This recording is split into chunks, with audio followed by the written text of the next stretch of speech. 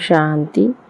पवित्रता के सागर बाबा हम बच्चों को पवित्रता की धारणा सिखलाता है।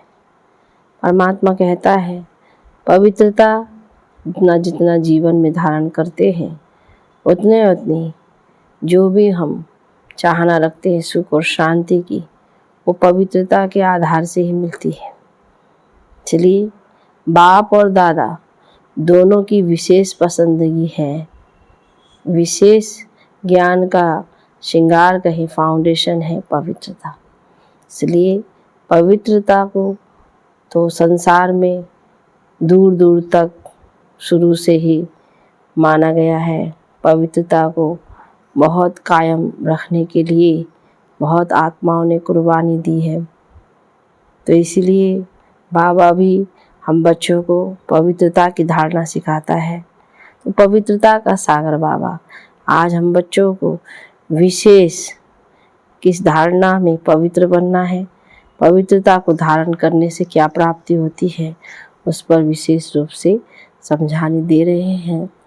ये मुरली है तो सुनते हैं बाप दादा के अव्यक्त बाप दादा के 20 अगस्त 2023 के महावाक्यों में, जो रिवाइज है 7/11/95।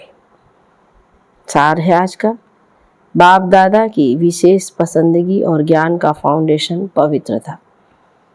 आज प्यार के सागर बाप दादा अपने प्यार के स्वरूप बच्चों से मिलने आए हैं। सभी बच्चों के अंदर बाप का प्यार समाया हुआ है। प्यार सभी बच्चों को दूर से समीप ले आता है।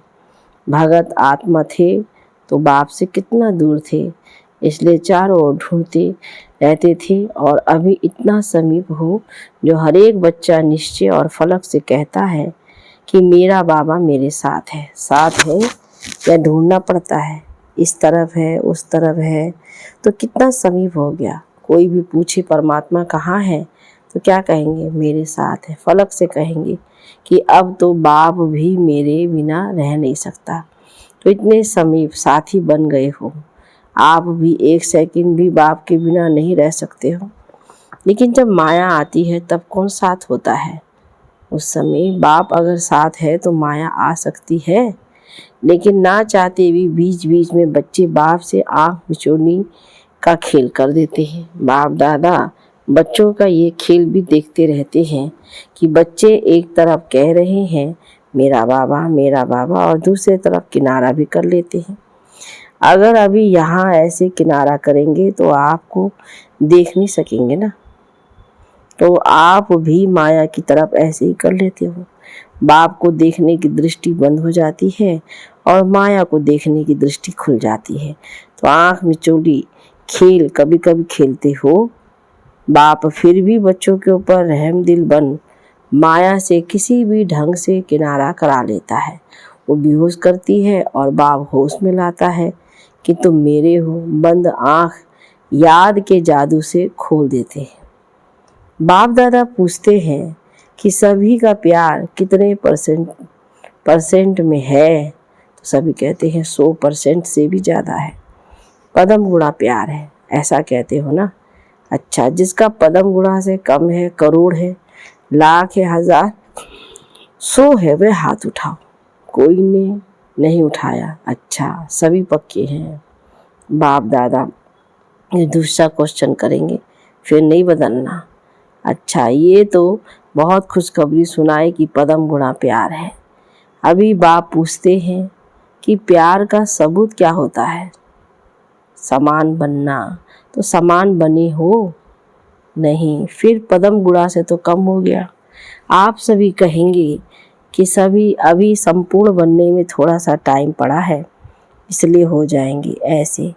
लेकिन अगर प्यार वाला कहता है कि तुम प्यार के पीछे जान कुर्बान कर लो, तो वो जान देने के लिए भी तैयार होते हैं।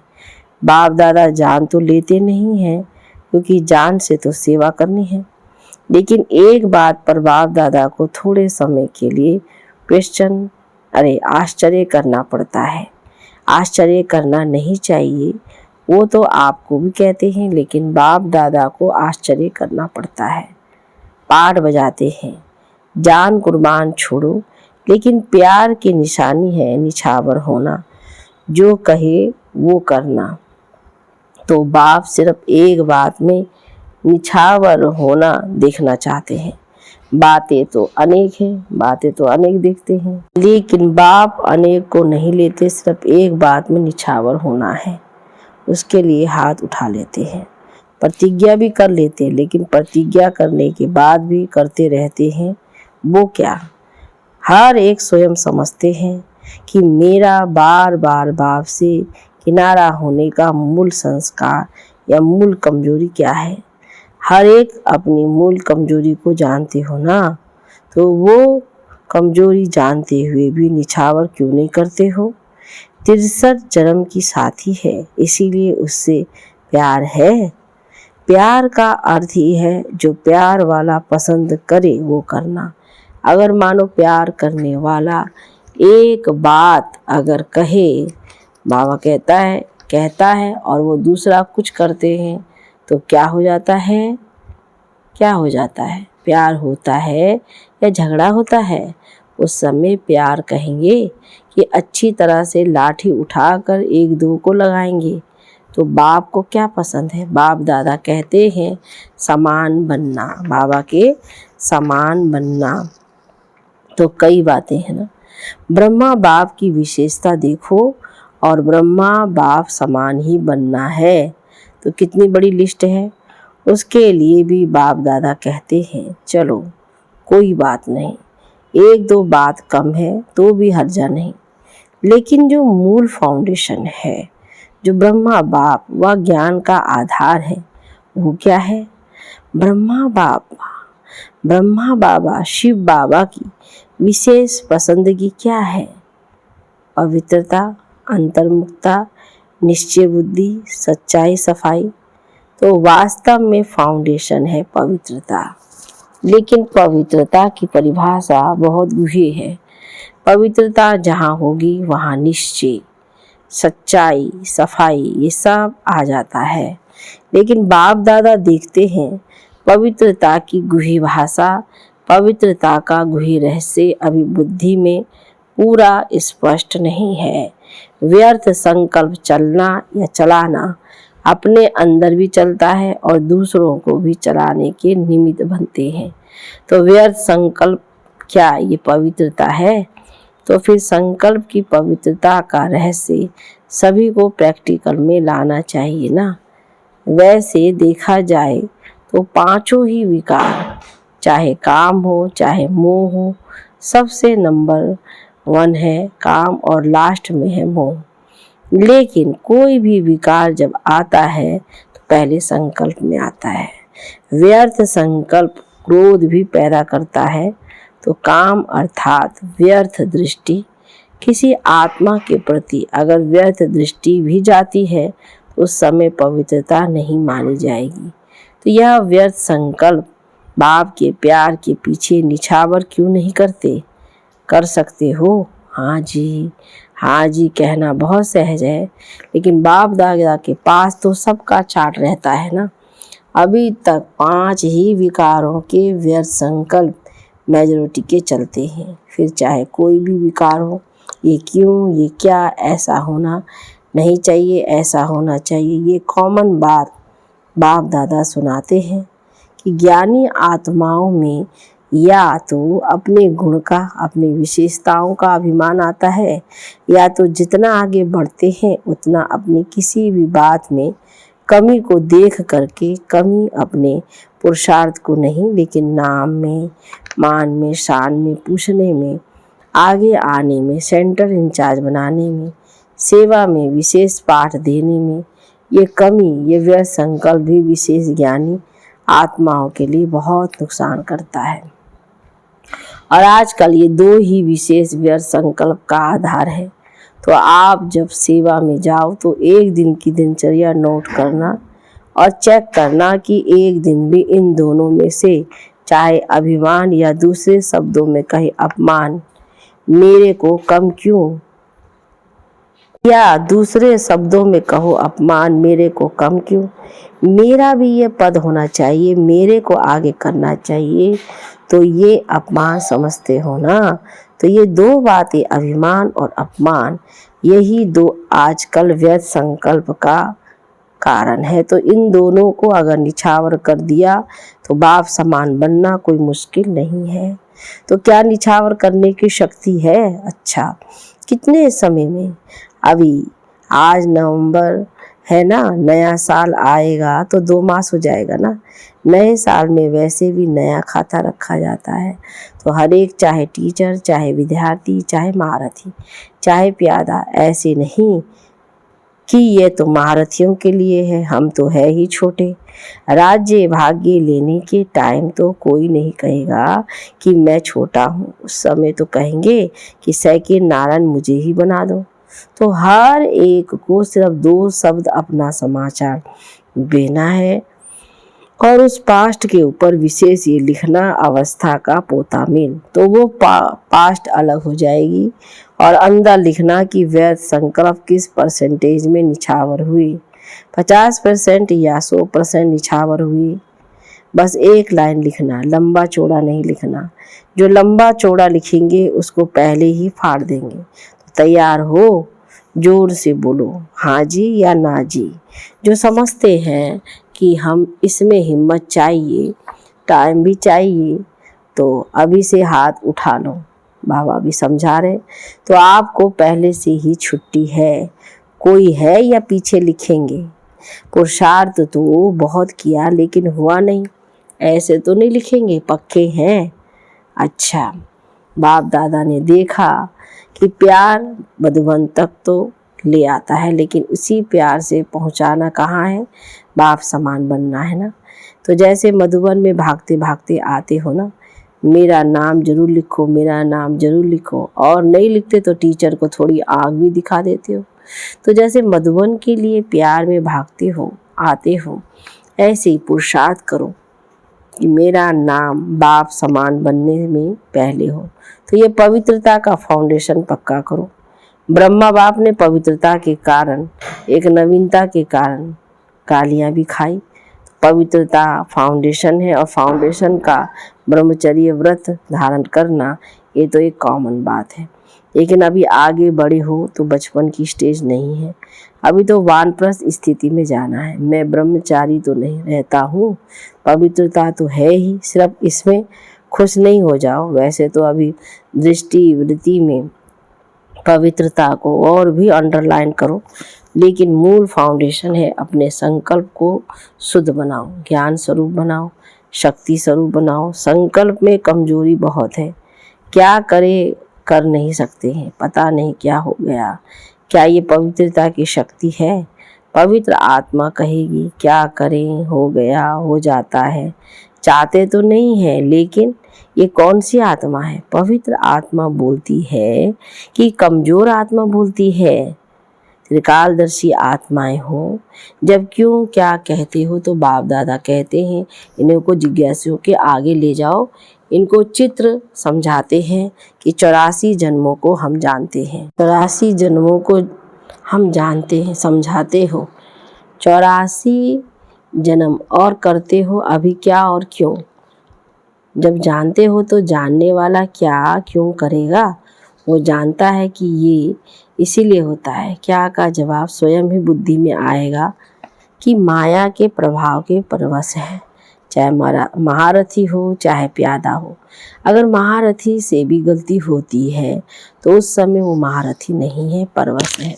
तो परवश वाला कहाँ भी लहर में लहरा जाता है, लेकिन आप उस रूप में देखते हो कि ये महारथी होकर कर रहा है, उस समय महारथी नहीं, परवश है। समझा? नए साल में क्या करना है? व्यर्थ की समाप्ति का नया खाता। ठीक है, पक्का कि कोई ना कोई कारण बताएंगे। अगर कारण होगा तो कोई नया प्लान बताएंगे, अभी नहीं बताएंगे। अभी बताएंगे तो आप कोई रीजन निकाल लेंगे, कारण नहीं निवारण, समस्या स्वरूप नहीं समाधान स्वरूप। अभी प्रकृति भी थक गई है, प्रकृति की भी ताकत सारी खत्म हो गई है। तो प्रकृति भी आप प्रकृतिपति आत्माओं को अर्जी कर रही है कि अभी जल्दी करो, अभी देरी नहीं करो। अच्छा, बाप दादा को भी तन को चलाना पड़ता है, चले नहीं चले लेकिन चलाना तो पड़ता है, क्योंकि बाप का बच्चों से प्यार है। तो इतने प्यार वाली आत्माएं आवे और आप रूह रिहान नहीं करे तो कैसे होगा। तो जबरदस्ती भी चलाना ही पड़ता है। अच्छा, सभी खुश हैं, बाप मिला संतुष्ट है ना। चारों ओर के पद्म गुणा प्रेम स्वरूप आत्माओं को सदा स्वयं को निर्विकल्प बनाने वाली विशेष आत्माओं को सदा बाप और निर्विघ्न सेवा के लगन में मगन रहने वाली आत्माओं को सदा बाप के स्नेह में निछावर होने वाले सभी आत्माओं को बाप दादा का याद प्यार और नमस्ते। अच्छा, सब खुश हैं, कोई नाराज तो नहीं हुआ। मैं नहीं मिला। राज को जानने वाले कभी नाराज नहीं होते। दादियों से देखो, आप आदि रत्नों में सभी का प्यार के साथ साथ शुद्ध मोह बढ़ता जाता है। तो सभी देखते हैं कि आदि रत्न ठीक है तो सब ठीक है। तो आप लोगों में सबका शुद्ध मोह बढ़ गया है। बाप दादा इन दोनों यानी चंद्रमणि दादी रतन मोहिन दादी के ऊपर भी खुश है। ज्ञान सरोवर की जिम्मेवारी संभाली है। जिम्मेवारी तो क्या खेल है, भारीपन है क्या। खेल हल्का होता है ना, तो जिम्मेवारी क्या है, खेल है। तो बाप दादा खुश हैं कि समय पर सहयोगी बने हैं और आदि से सहयोगी रहे हैं, आदि से हाजी करने वाले हैं। यही साकार बाप का आप सबको विशेष वरदान है। ब्रह्मा बाबा को ना शब्द कभी अच्छा नहीं लगता, ये तो मालूम है, अनुभवी है। ईशु दादी से इसने आदि से अब तक बहुत अच्छा पाठ बजाया है और आपकी दादी की तो विशेष सहयोगी है।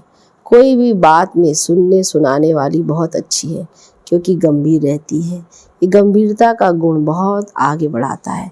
कोई भी बात बोल दी ना, समझो अच्छा किया और बोल दिया तो आधा खत्म हो जाता है, आधा फल खत्म हो गया, आधा जमा हो गया। और जो गंभीर होता है उसका फुल जमा होता है। कहते हैं ना, देखो जगदम्बा गंभीर रही, चाहे सेवा स्थूल में आप लोगों से कम की, आप लोग ज़्यादा कर रहे हो, लेकिन ये गंभीरता के गुण ने फुल खाता जमा किया है, कट नहीं हुआ है। कई करते बहुत है लेकिन आधा पौना कट हो जाता है। करते हैं, कोई बात हुई तो पूरा कट हो जाता है, या थोड़ी बात भी हुई तो पौना कट हो जाता है। तो ऐसे ही अपना वर्णन किया तो आधा कट हो जाता है, बाकी बचा क्या। तो जब जगदम्बा की विशेषता जमा का खाता जाता है, गंभीरता की देवी है, ऐसे और सभी को गंभीर होना चाहिए, चाहे मधुबन में रहते हैं चाहे सेवा केंद्र में रहते हैं। लेकिन बाप दादा सभी को कहते हैं कि गंभीरता से अपनी मार्क्स इकट्ठी करो, वर्णन करने से खत्म हो जाती है। चाहे अच्छा वर्णन करते हो चाहे बुरा, अच्छा अपना अभिमान और बुरा किसका अपमान कराता है। तो हर एक गंभीरता की देवी और गंभीरता का देवता दिखाई दे। अभी गंभीरता की बहुत बहुत आवश्यकता है। अभी बोलने की आदत बहुत हो गई है, क्योंकि भाषण करते हैं ना, तो जो भी आएगा वो बोल देंगे, लेकिन प्रभाव जितना गंभीरता का पड़ता है इतना वाणी का नहीं पड़ता है। अच्छा, मीठे मीठे सिकिल दे बच्चों प्रति माता पिता बाप दादा का याद प्यार और गुड मॉर्निंग। रूहानी बाप की रूहानी बच्चों को नमस्ते, रूहानी बच्चों की रूहानी बाप दादा को गुड मॉर्निंग, नमस्ते बाबा नमस्ते। वरदान में रूहानी गुलाब बन चारों ओर रूहानियत की खुशबू फैलाने वाले आकर्षण मूर्त भव विस्तार। सदा स्मृति रहे कि हम भगवान के बगीचे के रूहानी गुलाब हैं। रूहानी गुलाब अर्थात कभी भी रूहानियत से दूर होने वाले नहीं। जैसे फूलों में खुशबू समाई हुई होती है, ऐसे आप सब में रूहानियत की खुशबू ऐसी समाई हो जो ऑटोमेटिक चारों ओर फैलती रहे और सबको अपनी ओर आकर्षित करती रहे। तो अभी आप ऐसे खुशबूदार व आकर्षण मूर्त बनते हो, तब आपके यादगार मंदिर में भी अगरबत्ती आदि से खुशबू करते हैं। स्लोगन में परोपकारी वह है जो स्व परिवर्तन से विश्व परिवर्तन करने के निमित्त बनते हैं। सूचना में आज मास का तीसरा रविवार है। 6:30 से 7:30 बजे तक विशेष योग अभ्यास में अनुभव करें कि बाप दादा के मस्तक से शक्तिशाली किरणें निकलकर मेरी भुरकटी पर आ रही है और वही किरणें मेरे द्वारा अपने निजी संस्कारों का परिवर्तन करते हुए संसार परिवर्तन का कार्य कर रही है। अच्छा, ओम शांति, ओम शांति, ओम शांति।